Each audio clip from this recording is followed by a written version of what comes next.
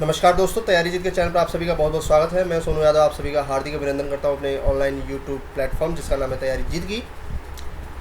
दोस्तों, इस वीडियो में हम देखेंगे 23 फरवरी 2016 को हुई रेलवे ग्रुप डी की इलाहाबाद जोन की जो सीबीटी परीक्षा है उसमें जीके में क्या क्वेश्चंस पूछे गए थे उसको देखेंगे। प्रीवियस ईयर्स प्रश्न पत्र है ये, ध्यान से देखिएगा।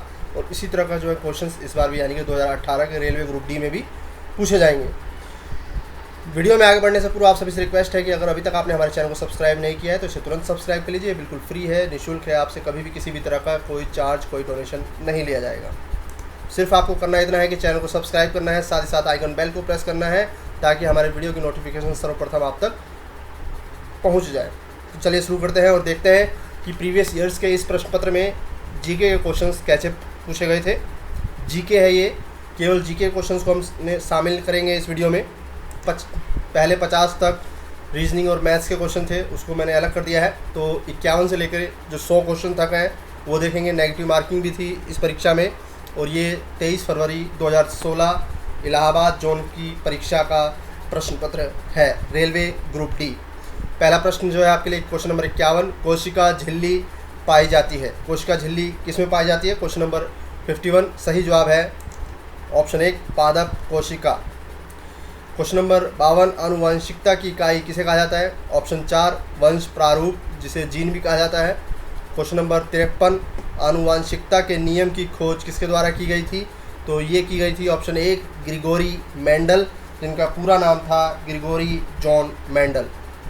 क्वेश्चन नंबर 54, निम्नलिखित में से निकट दृष्टि दोष दूर करने के लिए किसका उपयोग किया जाता है? निकट दृष्टि दोष के अंदर जो है निकट की चीज़ें जो दिखाई देती हैं लेकिन दूर की चीज़ें जो है दिखाई नहीं देती हैं, इसको सुधारने के लिए जो है ऑप्शन 3 यानी कि अवतल लेंस का प्रयोग किया जाता है। ठीक है, तो क्वेश्चन नंबर 54 का सही जवाब होगा ऑप्शन 3 अवतल लेंस का प्रयोग किया जाता है निकट दृष्टि दोष को दूर करने के लिए।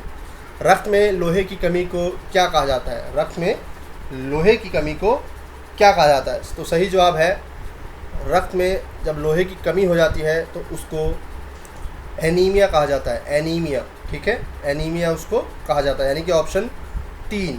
जबकि हीमोफीलिया एक आनुवांशिक बीमारी है और ल्यूकीमिया जो है वाइट ब्लड कॉर्पसल्स यानी कि WBC की मात्रा अत्यधिक हो जाती है तब होती है, यानी कि एक तरह का ब्लड कैंसर है। कर्णपटह अन्य नाम है, इसका क्या नाम है कर्णपटह का? इसका सही जवाब होगा ऑप्शन 4 कान का पर्दा। कर्णपटह का अन्य नाम है कान का पर्दा। शरीर के किस भाग में हाइपोथैलेमस होता है? तो सही जवाब यहाँ पे क्या होगा? कई बार पूछा गया क्वेश्चन है रेलवे में, और क्वेश्चन नंबर 57 का सही जवाब है ऑप्शन 3 मस्तिष्क। 57 का सही जवाब होगा मस्तिष्क में। क्वेश्चन नंबर 58, निम्नलिखित में से कौन सी अंतःस्रावी ग्रंथि नहीं है? तो क्वेश्चन नंबर 58 का सही जवाब होगा अंतःस्रावी। तो अंतःस्रावी ग्रंथि नहीं है, वो है ऑप्शन 4 यकृत। यकृत जो है अंतःस्रावी ग्रंथि नहीं है। मानव शरीर में सबसे बड़ी धमनी निम्न में से कौन सी है? क्वेश्चन नंबर 59 सही जवाब है मानव शरीर में सबसे बड़ी धमनी जो है वो महाधमनी होती है, यानी कि ऑप्शन 2। सौर प्रणाली में सबसे बड़ा प्राकृतिक उपग्रह कौन सा है? चंद्रमा, टाइटन, गैनीमीड, फोबस। तो क्वेश्चन नंबर 60 का सही जवाब है गैनीमीड। ठीक है, 60 का सही जवाब है गैनीमीड, जो सौरमंडल का सबसे बड़ा प्राकृतिक उपग्रह है। क्वेश्चन नंबर 61, निम्नलिखित में से किस ग्रह का कोई प्राकृतिक उपग्रह नहीं है? और यहाँ पर सही जवाब होगा शुक्र ग्रह। और ध्यान दीजिएगा, शुक्र ग्रह जो है वो हमारे सौरमंडल का सबसे चमकीला तथा गर्म ग्रह है। इसे सुबह और शाम का तारा भी कहा जाता है। इससे रिलेटेड कई बार प्रश्न जो है पूछे भी जा चुके हैं। ठीक है, निम्नलिखित में से किसमें ध्वनि की गति सर्वाधिक होगी? ध्वनि की गति पूछा है, तो सर्वाधिक जो है ध्वनि की गति होगी वो है ऑप्शन 3 यानी कि धातु में, यानी कि लोहा। यहाँ पे option 3 is the correct answer for question number 62। Question number 63, गुरुत्वाकर्षण के ब्रह्मांडीय नियम के आविष्कारक कौन है? गुरुत्वाकर्षण के ब्रह्मांड के संदर्भ में जो नियम दिए गए हैं वो किसके आविष्कारक कौन है? तो 63वें का सही जवाब है सर आइजक न्यूटन, यानी कि ऑप्शन 1। हर क्रिया की समान और विपरीत प्रतिक्रिया होती है। यह जो है नियम निम्न विकल्पों में से किसके अनुसार है? ध्यान से पढ़िए क्वेश्चन को। हर क्रिया की समान और विपरीत प्रतिक्रिया होती है, यह जो नियम है यह है ऑप्शन 3 का, न्यूटन की गति के तीसरे नियम के अनुसार। क्वेश्चन नंबर 65, वैज्ञानिकों द्वारा बोसान, जिसको बोसन भी कहा जाता है, वैज्ञानिकों द्वारा बोसन की खोज कब की गई? तो क्वेश्चन नंबर 65 का सही जवाब है ऑप्शन 2। सही जवाब होगा ऑप्शन 4, सर्न में। ठीक है, सर्न में जो है इसकी खोज की गई थी। तो यहाँ पे सही जवाब सर्न में होगा, जबकि आयोग द्वारा कैलटेक दिया गया था इसका आंसर, जो कि गलत है। क्वेश्चन नंबर 66, निम्नलिखित में से कौन सा पशु लुप्त हो चुका है? निम्न में से ईमू, डोडो, प्लेटिपस, ग्रेट व्हाइट शार्क। तो सही जवाब है डोडो, यानी कि ऑप्शन 2। क्वेश्चन नंबर 67, गिर राष्ट्रीय उद्यान जो है विख्यात है किसके लिए? तो जल्दी से बताइए, गिर राष्ट्रीय उद्यान जो है निम्न में से किसके लिए विख्यात है? इसका सही जवाब होगा क्वेश्चन नंबर 67 का, वो है गुजरात में है गिर राष्ट्रीय उद्यान, जो कि बाघों के लिए प्रसिद्ध है। यानी कि 67 का 3 होगा, शेरों के लिए, माफ़ कीजिएगा, बाघों के लिए, शेरों के लिए। जो एशिया के गिर वन है वो शेरों के लिए प्रसिद्ध है, और गिर राष्ट्रीय उद्यान जो है गुजरात में स्थित है, तो ये शेरों के लिए प्रसिद्ध है, ना कि बाघों के लिए। तो क्वेश्चन नंबर 67 का सही जवाब होगा ऑप्शन 3। H2O को आमतौर पर जाना जाता है, H2O जो है वो किसका रासायनिक सूत्र है? वो पानी का है, और सही जवाब यहाँ पे क्या होगा? ऑप्शन 1, पानी। ठीक है, निम्नलिखित में से क्या धातु नहीं है? निम्नलिखित में से क्या धातु नहीं है? क्वेश्चन नंबर 69 का सही जवाब है फॉस्फोरस जो है वो धातु नहीं है। फॉस्फोरस के 3 अप्रूव होते हैं मेनली, लाल फॉस्फोरस, श्वेत फॉस्फोरस, काला फॉस्फोरस। ठीक है, सबसे ज़्यादा जो सक्रिय है इन तीनों में ही वो लाल फॉस्फोरस होता है, जो कि मैच बॉक्सेस में यूज होता है, यानी कि माचिस में। क्वेश्चन नंबर 70, किसी पदार्थ की तार के रूप में तनने की योग्यता निम्न में से क्या कहलाएगी? क्वेश्चन नंबर 70 का सही जवाब है ऑप्शन 3, तन्यता। सूर्य को प्रमुख रूप से ऊर्जा किस प्रक्रिया से मिलती है? विखंडन, विकिरण, संलयन या विस्फोट। तो सही जवाब है क्वेश्चन नंबर 71 का, वो है संलयन। इंपॉर्टेंट है, ये कई बार पूछा जा चुका है। क्वेश्चन नंबर 72, किस शहर के ऊपर द्वितीय विश्व युद्ध के दौरान परमाणु बम गिराया गया था? तो 72वें का सही जवाब है अमेरिका ने जापान के नागासाकी और हिरोशिमा शहर के ऊपर द्वितीय विश्व युद्ध के दौरान परमाणु बम गिराया था। क्वेश्चन नंबर 73, डायनासोर लुप्त हो गए हैं। तो डायनासोर जो है किस काल में लुप्त हुए हैं? ये यूपीपीएससी में पूछा गया है क्वेश्चन, और आरओआर में भी जो है एक बार पूछा गया था। इंपॉर्टेंट क्वेश्चन है। क्वेश्चन नंबर 73 का सही जवाब है डायनासोर लुप्त हुए थे ऑप्शन 4, मध्यजीवी काल में। क्वेश्चन नंबर 74, चंद्रमा पर सबसे पहले कदम रखने वाले मानव कौन थे? तो क्वेश्चन नंबर 74 का सही जवाब है चंद्रमा पर सबसे पहले कदम रखने वाले मानव नील आर्मस्ट्रॉन्ग थे। निम्नलिखित में से कौन माउंट एवरेस्ट कभी नहीं चढ़ा? तो निम्न में से कौन ऐसे हैं जो कभी भी माउंट एवरेस्ट पर नहीं चढ़े? तो वो है चार्ल्स लिंडबर्ग, यानी कि ऑप्शन 2। क्वेश्चन नंबर 76, निम्नलिखित में से किस सिंधु घाटी सभ्यता स्थल पर बंदरगाह के प्रमाण मिले हैं? तो ये काफ़ी इजी क्वेश्चन है, सभी को पता होगा, लोथल। निम्नलिखित में से क्या वेदांत के नाम से भी जाना जाता है? क्वेश्चन नंबर 77, सही जवाब है उपनिषद। उपनिषदों को जो है वेदांत के नाम से भी जाना जाता है। क्वेश्चन नंबर 78, निम्नलिखित में से कौन सा मंदिर सूर्य भगवान को समर्पित है? सूर्य भगवान को समर्पित मंदिर है क्वेश्चन नंबर 78, सही जवाब है ऑप्शन 1, कोणार्क मंदिर। मौर्य वंश के संस्थापक निम्न में से कौन थे? मौर्य वंश के संस्थापक जो है निम्न में से कौन थे? तो क्वेश्चन नंबर 79, सही जवाब है चंद्रगुप्त मौर्य। और इन्होंने अपनी गुरु, जिनको नाम काफ़ी प्रसिद्ध गुरु हैं इतिहास में, वो है चाणक्य। उनकी सहायता से अंतिम नंद शासक घनानंद को पराजित करके मौर्य साम्राज्य की स्थापना की थी।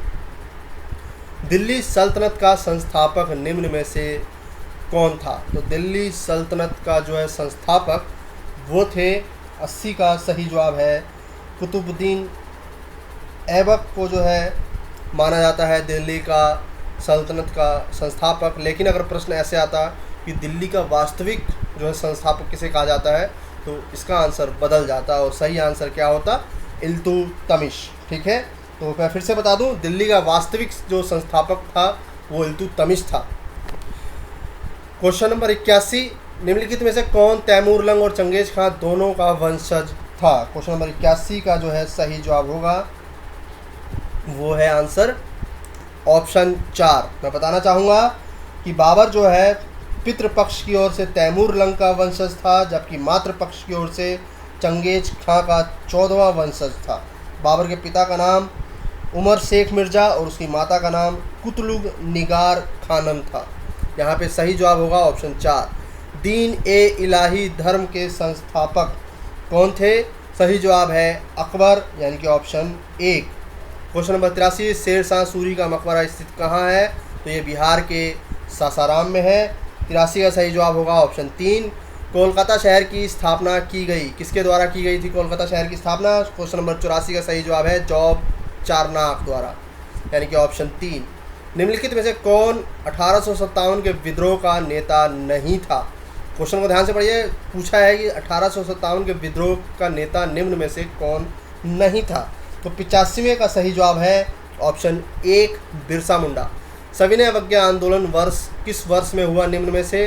तो सविनय अवज्ञा आंदोलन जो है वो दांडी मार्च की यात्रा के साथ ही, जैसे ही गांधी जी ने नमक कानून जो है तोड़ा था, उसी के साथ जो है ये शुरू हो गया था। तो क्वेश्चन नंबर 86 का सही जवाब है 1930, यानी कि ऑप्शन 2।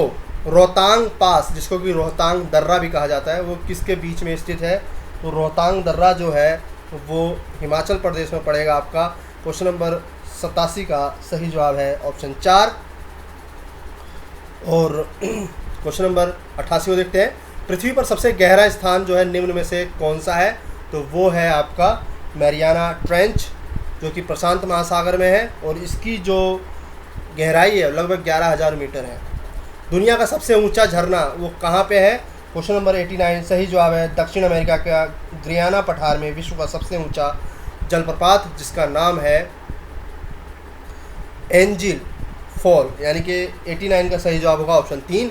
टुंड्रा टाइप वनस्पतियाँ कहाँ पाई जाती हैं। तो टुंड्रा जो प्रकार की वनस्पतियाँ हैं वो आर्कटिक क्षेत्रों में, यानी कि ध्रुवीय क्षेत्रों में पाई जाती है। तो क्वेश्चन नंबर 90 का सही जवाब होगा ऑप्शन 4। चीनूक एक प्रकार की स्थानीय हवा है और इन विकल्पों में से सही विकल्प जो होगा क्वेश्चन नंबर 91 का वो है ऑप्शन 2। उत्तरी अमेरिका में एक प्रकार की जो है पवन है और ये जो है गर्म तथा शुष्क स्थानीय हवा है। ठीक है, चीनूक के ऊपर कई बार प्रश्न पूछे जा चुके हैं। चीनूक जो है हो गया, इसके अलावा जो है ब्लिजर्ड हो गया, विली चक्रवात के संदर्भ में प्रश्न पूछे गए हैं। तो इस तरह के प्रश्न अक्सर जो है देखने को मिल जाते हैं। आगे बढ़ते हैं। भारत का दक्षिण में अंतिम बिंदु निम्न में से कौन सा होगा। ये प्रश्न पूछा गया है 2016 में। तो 92 का सही जवाब होगा भारत का दक्षिण में अंतिम बिंदु है। 92 का सही जवाब है वो है इंदिरा पॉइंट, जबकि उत्तर में इंदिरा कॉल है। ठीक है, उत्तर में अंतिम बिंदु है इंदिरा कॉल, दक्षिण में अंतिम बिंदु है इंदिरा पॉइंट, यानी कि ऑप्शन 2 होगा 92 का। कीवी आमतौर पर पाए जाते हैं, कहाँ पाए जाते हैं कीवी। 93 का सही जवाब है न्यूजीलैंड में। न्यूजीलैंड को कीवियों का देश भी कहा जाता है, जबकि ऑस्ट्रेलिया को कंगारुओं का, अर्जेंटीना को जो कि सांपों का लगभग देश है, ब्राज़ील के समीप जो है स्थित है। इसके अलावा दक्षिण अफ्रीका जो है अंध महाद्वीप के नाम से जो है प्रसिद्ध है, दक्षिण अफ्रीका को जाना जाता है। और ये रेलवे में इस तरह के प्रश्न जो अक्सर पूछ लेते हैं। क्वेश्चन नंबर 94, निम्नलिखित में से किसे मध्य रात्रि की सूर्य भूमि के नाम से जाना जाता है। क्वेश्चन नंबर 94 का सही जवाब है नॉर्वे को मध्य रात्रि के सूर्य भूमि के नाम से जाना जाता है, क्योंकि नॉर्वे की जो अवस्थिति है वो ध्रुवीय प्रदेशों की तरफ है। इसी कारण से यहाँ पे मध्य रात्रि में भी जो है सूर्य के प्रकाश को देखा जा सकता है, लेकिन सूर्य का प्रकाश यहाँ पे तेज़ नहीं होता है, एकदम ऐसा मौसम होता है जैसे शाम हो रही होती है। ठीक है, हल्की सी शाम, लेकिन वो हकीकत में मिडनाइट हो चुकी होती है। मालदीव द्वीप भारत के रिक्त स्थान की ओर स्थित है। तो मालदीव जो है भारत के किधर पड़ेगा, ये क्वेश्चन पूछा गया है। तो क्वेश्चन नंबर 95 का सही जवाब है दक्षिण पश्चिम में। ठीक है, और भारत जो है मानसून से वर्षा प्राप्त करता है, दक्षिण पश्चिम मानसून से ही जो है वर्षा जो है प्राप्त करता है भारत, ये भी ध्यान रखिएगा, क्वेश्चन कई बार पूछ लेता है। माउंट एवरेस्ट स्थित है कहाँ पर? नेपाल में, और नेपाल में इसको जो है सागर माथा के नाम से जो है जाना जाता है। तो 96 का सही जवाब है ऑप्शन 3। क्वेश्चन नंबर 97, निम्नलिखित में से भारत के किस राज्य में कपास उगाई जाती है? तो कपास के लिए जो सर्वाधिक उपयुक्त मिट्टी है वो है काली मिट्टी, जिसको कि काफ़ी उपजाऊ माना जाता है कपास के उत्पादन के संदर्भ में। तो 97 का सही जवाब है महाराष्ट्र, क्योंकि यहाँ की जो मिट्टी है वो एक प्रकार की लावा मिट्टी है, जो कि काली मिट्टी है, जो कपास की खेती के लिए सर्वाधिक उपयुक्त है। इसके बाद है गुजरात। गुजरात के भी काफ़ी बड़े हिस्सों में जो है कपास की खेती की जाती है। भारतीय संविधान का अनुच्छेद 356वां जो अनुच्छेद है वो किससे संबंधित है? तो 356वां जो अनुच्छेद है वो संबंधित है। क्वेश्चन नंबर 98 का सही जवाब है वो आपातकाल लगाने से। ठीक है, तो आपातकाल लगाने से संबंधित है अनुच्छेद 356। लोकसभा में सांसद बनने के लिए न्यूनतम आयु कितनी होनी चाहिए? तो क्वेश्चन नंबर 99 का सही जवाब होगा 25 वर्ष। लोकसभा में सीटों की सबसे अधिक संख्या किस प्रदेश की है? तो इजी क्वेश्चन है। लोकसभा में सीटों की सबसे अधिक संख्या जो है उत्तर प्रदेश राज्य की है, जो लगभग 80 के करीब है। ठीक है, तो इस वीडियो में हमने देखा रेलवे ग्रुप डी का आरआरसी का जो एग्ज़ाम हुआ था सन 2016 में इलाहाबाद जोन में, किस तरह के जीके क्वेश्चन पूछे गए। काफ़ी इजी क्वेश्चन थे और इसी तरह के क्वेश्चन जो है इस बार पूछा जाएगा सीबीटी पे। ठीक है, सीबीटी यानी कि कंप्यूटर बेस्ड टेस्ट होता है और काफ़ी इजी प्रश्न जो है पूछे जाते हैं रेलवे में, और आगे भी इसी तरह जो है हम वीडियो आपके लिए लेते आएंगे प्रीवियस ईयर्स की, और खास तौर पे आपकी तैयारी भी कराएंगे। तब तक के लिए चैनल को जो है सब्सक्राइब कर लीजिए, बिल्कुल फ्री है, आपसे कभी कोई चार्जेस नहीं लिया जाएगा। इस वीडियो को अधिक से अधिक लाइक कीजिएगा, अपने दोस्तों के साथ शेयर कीजिएगा। मिलते हैं तब तक के लिए अगले वीडियो में, तब तक के लिए नमस्कार, धन्यवाद।